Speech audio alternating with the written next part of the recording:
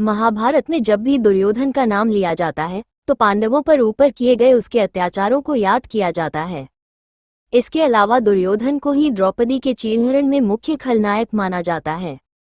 द्रौपदी चीरहरण के अलावा दुर्योधन की अन्याय से जुड़ी कई कहानियां हैं जो कुरुक्षेत्र के युद्ध की वजह बनी। लेकिन क्या आप जानते हैं कि दुर्योधन के क्रूर स्वभाव के बारे में एक व्यक्ति बहुत पहले से जानता था, बल्कि दुर्योधन के जन्म लेने के बाद ही इस व्यक्ति को पता था कि दुर्योधन कौरवों के विनाश का कारण बनेगा। आइए जानते हैं कौन था वो शख्स। धृतराष्ट्र की पत्नी गांधारी को महर्षि वेदव्यास ने 100 पुत्र होने का वरदान दिया, लेकिन समय पूरा होने पर गांधारी के गर्भ से बच्चे की बजाय मांस का पिंड निकला। यह विचित्र घटना देखकर सभी लोग बहुत डर गए थे। जब वेदव्यास को ये बात पता चली तो उन्होंने इस मांस के पिंड को बराबर बराबर भागों में बांटकर एक मटके में डालकर रखकर ढककर रखने के लिए कहा। इसके बाद गांधारी ने ऐसा ही किया। वेदव्यास ने मांस के पिंड को 2 साल बाद खोला तो उसमें से 101 बच्चों का जन्म हुआ, जिसमें 100 पुत्र और 1 पुत्री थी। इसमें सबसे पहले कुंड में से जो बच्चा निकला था उसे बड़ा मानते हुए उसका नाम दुर्योधन रखा गया। दुर्योधन के जन्म के समय बहुत ही विचित्र घटनाएं घटी थी। दुर्योधन जब पैदा हुआ था तभी कुछ ही घंटों में जमीन पर चलने लगा था। जन्म के समय आंधी तूफान जैसी घटनाएं घटी थी।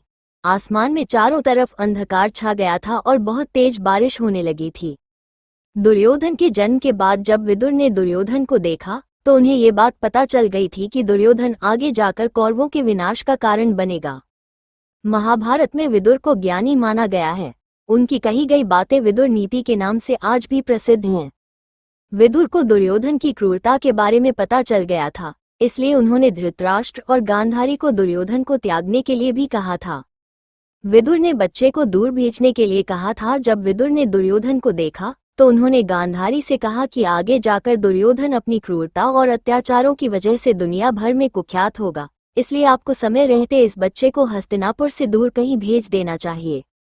कई अन्य पौराणिक कहानियों में ये भी कहा जाता है कि विदुर ने क्रूर दुर्योधन का वध करने का सुझाव भी दिया था, लेकिन गांधारी और धृतराष्ट्र ऐसा करने के लिए तैयार नहीं हुए। ऐसे में कहा जाता है कि महाभारत में विदुर ही एक ऐसे पात्र थे जिन्होंने शस्त्र नहीं उठाए थे, लेकिन युद्ध से पूर्व ही दुर्योधन को मार देना चाहते थे। विदुर ने युद्ध में भाग नहीं लिया था, लेकिन फिर भी वे ज्ञानी योद्धा माने जाते हैं क्योंकि वे सभी योद्धाओं को धर्म, कर्म और नीतियों का ज्ञान देते थे।